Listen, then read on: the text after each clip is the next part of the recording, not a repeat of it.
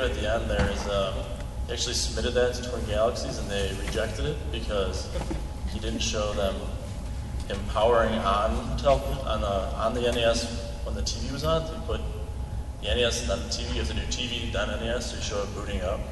So he luckily lived like 2 hours away from one of the referees and just drove to his house and did it at the referee's house for the referee.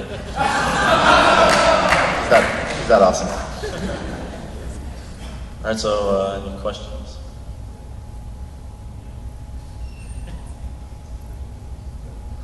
Yes, right there. When you talk to the psychologists that brain scans, do they compare those scans to any other sort of, I don't know, say higher thinking, like musicians or medicine oriented or that sort of thing? Yeah,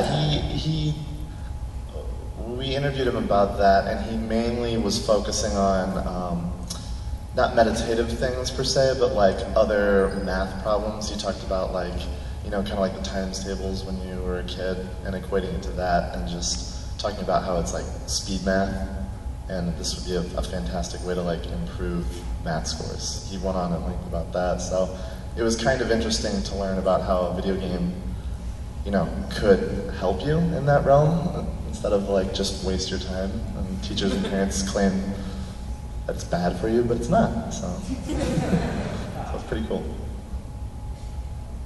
Yes? You find that Tetris puzzle players are into other like competitive video game like puzzle games like Dr. Mario and like Street Fighter Puzzle and stuff like that? Well, yeah, a lot of these guys are really good at Dr. Mario as well, like you say. Like Chris Tang is a multi-platform champion, you know, he likes to do the dance thing and everything, but I think a lot of people use the Tetris as kind of like an escape. It's just kind of like a mind-numbing thing where you just play, and it's not like you have to worry about, you know, saving the world or anything. You just put the pieces together and then you lose and you're done, you know, so. Totally.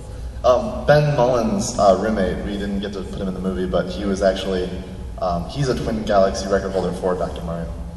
So it's like a video game warehouse in there of excellence, I guess. Yes. Yes, there's actually one last year, 2011, in Los Angeles again, and this year's is going to be in Portland with the Portland Retro Gaming Expo. They were nice enough to, you know, take on the responsibility of like, you know, buying and, you know, offering the space for it, and, you know, bringing a lot of the key players out to it. So hopefully maybe on you know, something like ESPN2 someday. Like the spelling bee. Yes. Historically, big characters in your documentary, how hard was it to get him to do it, and how brought you to character?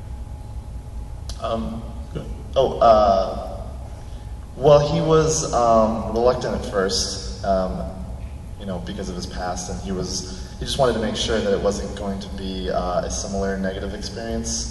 And Adam and Vince and Robin all had to, you know, talk to him and convince him to come and make sure he knew that it was going to be a positive experience. And it took a little bit of convincing, and Robin sent him that Nintendo, and he finally came around. So it took a little bit of work, but they got him. So. Yeah, he actually posted that video on YouTube before the movie was finished, and we're like, you know, you have to take that down immediately so we can use it for the end of the film. Oh yeah, Adam was like, Lord, don't put that up there. We need that. Any more questions? I saw him back there.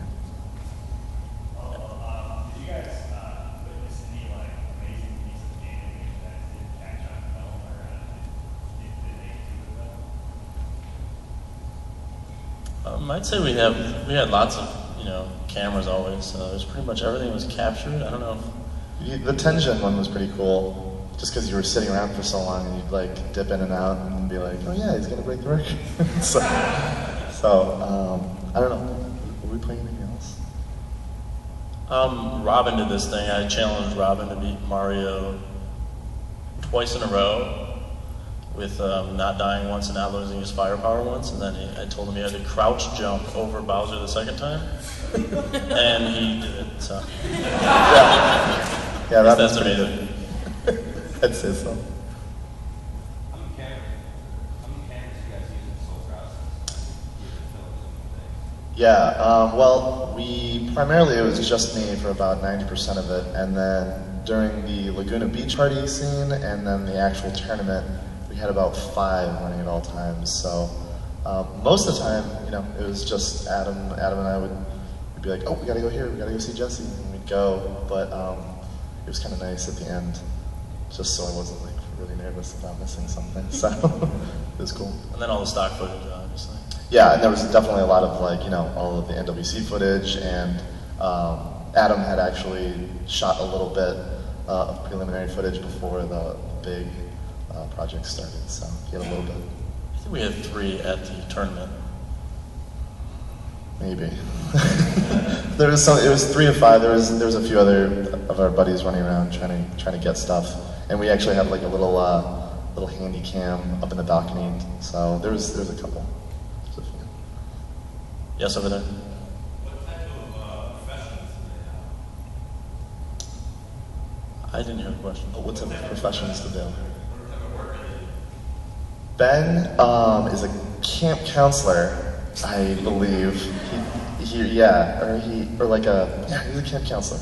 Yeah. Man, that's a good question. I can't. Thor does a lot with like electronics and cleaning up your computer and just like building computers and stuff like that. Jonas is a mortgage broker. Jesse does something with some internet company. Dana was training to become a firefighter. It didn't get in the film, but she was showing us like she can do like 100 pull-ups in like a minute or something. She was always like astounding at what she could do. So it was really weird. So, yeah. Yes. Did you notice any other compulsive behavior that they may have had other than playing video games for hours and hours? Like, did they have a compulsive clean homes or, OCD or anything like that? Like Jonas had that the business card throwing thing going on. Harry's house was very clean, I remember. Yeah, I can't recall any like OCD compulsiveness. Ben claims he can like Rubik's Cube for like hours, but we didn't film it. So. Thought it was gonna be a bit dry, but Yes. Well, it's just kind of like the Super Bowl, it's like the world champion. We're like very prideful here in the USA. that's a very good question, and it gets asked often. But we did put out the invitation a few months in advance. So I mean, the offer was on the table. I know there's a lot of constraints, I guess, if someone is living in Russia. Oh, there's a big Tetris community in France, apparently. So, I mean, they're welcome to have their own tournament. Yeah, I guarantee Ben and Jonas would fly to France if it was in France. So. Yes. Dana, I think, mentioned King of Kong. Do you feel you had to like distance yourself from that film? I mean, they're both about video games. Well, yeah, I mean, I know that, but like, so you weren't like aping that because it's been done. I mean, I know it's a different game. But... Yeah, the director was definitely trying to, make sure he was making his own movie instead of just a King of Kong remake. And that's kind of why, I mean, he just gave everyone equal time, and there wasn't really a clear-cut, villain. No, that, Yeah, that sort of thing. And that's what a lot of people noticed. That's kind of what we were aiming for. We started interviewing these people, and we realized that everyone's kind of a good guy and has their evil side that they want to like be victorious. so you would just kind of give everyone equal time, and it just kind of just. I was waiting for the other shoe to drop with Thor. I thought the accident was gonna be fake. Like I thought he was gonna be like a liar in the end. Like I don't know. That's what I was just expecting. Something odd. That would be awesome. You have a question over there? Yeah, doing research for this and hearing all the rules about submitting new scores and stuff. Did you ever come across anything about people cheating and faking games and things like that? Oh yeah, people cheat all the time. So that's why they have such strenuous rules about turning it on. That's why in King of Kong they have to like rip open the arcade machines and send in the actual boards and film the boards and things like that. So it's hard to make a world record in your comfort of your own home. Does that answer the question? Yeah. Did I see a hand way back there? Yeah. Did anyone else bring their own controller? Was Harry the only one? Is there any rules or restrictions to that? Were you your own controller for the tournament? You could bring your own controller. It wasn't a problem. I mean, they're all controllers are different. You know, they have, you know, like Harry would play his for hours until it was mushy. You know, so just like using your own bat in baseball almost. Yeah, I think Harry is the only one that brought it though. I think everyone was just fine with the ones provided. I think. I don't know. I think Jesse and Jonas might have. I don't know. There's a lot going on. Any more?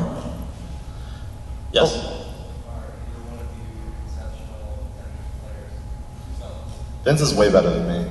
Vince started practicing after this movie, and he's Doing the movie and meeting all these guys just took, you know, kind of like inspired me to play some. So I can get like 530s maybe my best. So I can't really play on 19 speed. So Yeah, it inspired me to play, but then I realized I was just awful, so I quit pretty pretty bad. quick. Yes, sweet. How did you know that guy who arranged the Robin? Yeah, Robin and I both arranged the whole tournament together. I met Robin through like a Nintendo collecting website. He's you know, kind of viewed as, you know, one of the Nintendo World Championships is one of those things that happened, and all of the collectors like collect memorabilia from it and things like that. So him coming to the website and wanting to, you know, to get some kind of fame from that, you know, kind of led to me and him becoming kind of friends, and then us all kind of, me, him, and Adam, then working on this project together. And then me bringing Anna. Yep. Anyone else? How fun was the Laguna shoot having all those people? Oh, that was probably one of the most fun days because it mentions it in the film that no one had ever really met.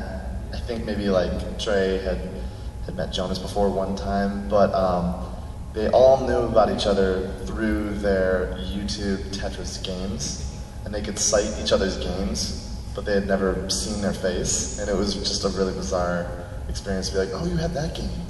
Oh, nice to meet you. And it was like, this is weird. So,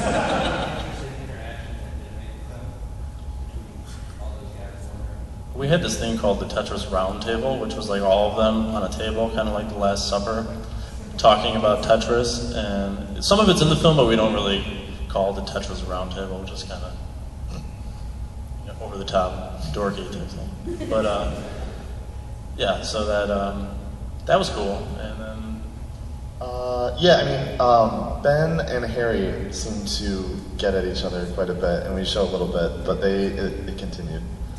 But and then at the end, they kind of shook hands when it was all over. But they definitely were like, they're just two different schools of play that were just like always like, oh, you think you know what you're doing?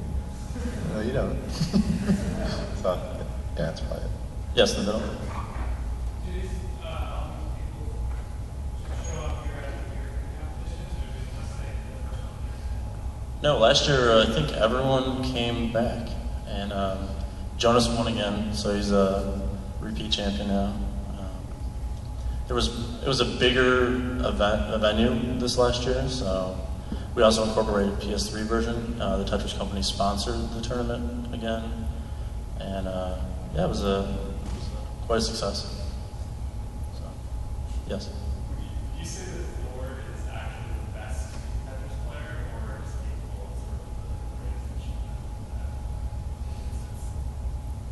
that? I would say he's probably the best. I mean, he's ridiculous. Just, you know, just seeing his videos and the ability to just go to the guy's house. And I think he played on the third game. He got to level 30, which is Jonas has been playing his entire life and has never seen level 30. So Yeah, I think if Thor had like keeps in practice, I mean, he is amazing, and Jonas is really good, but I don't think he's put it down for like more than a week in 20 years. So yeah, Thor hadn't played video games in 20 years, and yeah, then I think Thor is a finger tapping god.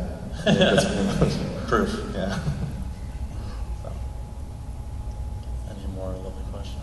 Yes. How did Thor do at last year's championship? Actually, Thor didn't come. Yeah, I think he came, he did it, and came, saw Conquer type thing. Anyone else? All right. In an accident? Yeah, he was actually in a. There's a lot of crazy things about Thor. He was in a motorcycle accident when he was like 18. Thor was actually trained to become a one of those crazy fighter guys that kill each other. The UFC fighters. UFC fighters. He was going to be in the first round of UFC fighters. Yeah. And right before that all started, they changed the age limit to 21 rather than 18. He was like 19. So after that, he had the accident with the motorcycle and was in a coma for a while. Yeah, so the one he was referring to is the motorcycle accident. So. Thor's full of fun stuff. He's an amazing dude. Anyone else? Cool. Thanks for coming. We're on Facebook. Yeah, thanks again, guys. It was a pleasure to see you here with all of you. Tell your friends. DVD is going to be out, I think, Some point. August 25th, I think, on the internet and whatever. Is that true? Yeah. Cool. All right. Excellent.